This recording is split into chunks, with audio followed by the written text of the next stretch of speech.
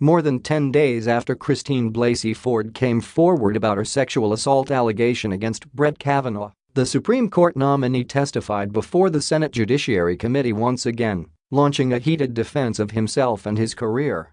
During the hearing on Thursday, Kavanaugh denounced all of the allegations against him as an attempt at character assassination and appeared more emotional than many had previously seen him.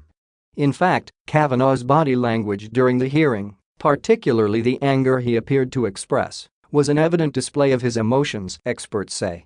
In his opening remarks on Thursday, Kavanaugh claimed multiple times that the sexual assault allegations brought against him by Ford and 2 other women, all of which he has denied, have destroyed his family and good name.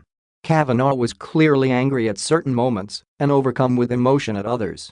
According to Laura Dudley, a clinical professor and behavior analyst at Northeastern University, Kavanaugh's behavior during his opening remarks, from his apparent yelling to his furrowed brows, seemed to reflect underlying anger. If you were watching a video of Brett Kavanaugh's remarks and paused it at any time, you likely ended up with a still photo of him in an angry or tense pose on your screen, Dudley tells Bustle.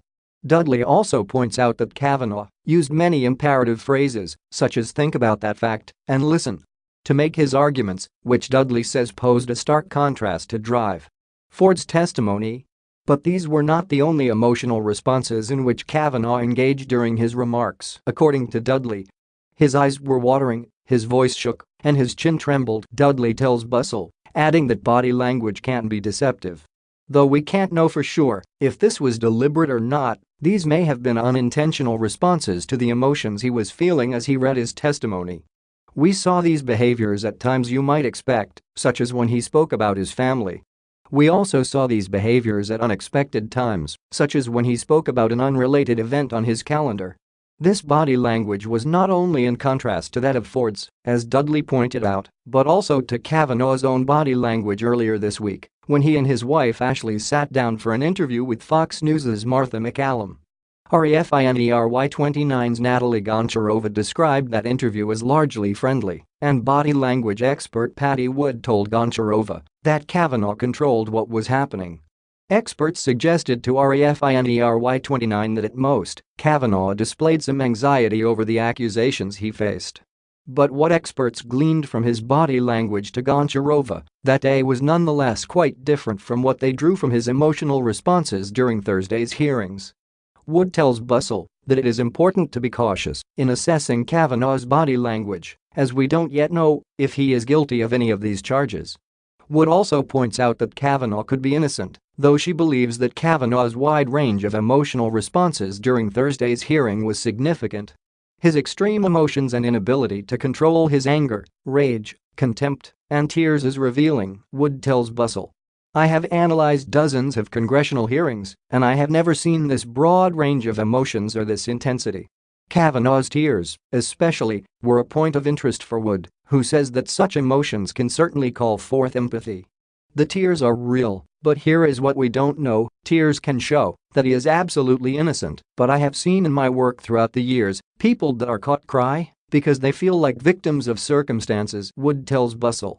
Tears, laughter, and anger are what we call in deception detection the cover emotions, the emotions that cover up their untruths.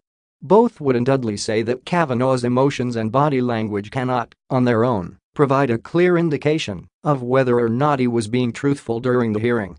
However, Dudley notes that Kavanaugh likely was sincere in his anger. I think he came off as angry because he was angry, Dudley says. Why, specifically, was he angry? That I don't know. It could be he was angry that his character was being called into question. It could be that he was angry for the treatment his family had received since the allegations came out. It could be he was angry because he was in danger of losing a spot on the Supreme Court. Whatever the reason behind Kavanaugh's anger, the emotional range that he displayed during his hearing has also been a prominent subject of discussion on social media, with many Twitter users speculating about what his body language could mean. Some social media users compared Kavanaugh's body language to Trump, while others compared his behavior to his alleged past aggression, which Kavanaugh has denied. But despite the controversy and backlash surrounding Kavanaugh, especially following Ford's testimony, Vox reported that the Senate Judiciary Committee is still planning to vote on Kavanaugh's nomination on Friday.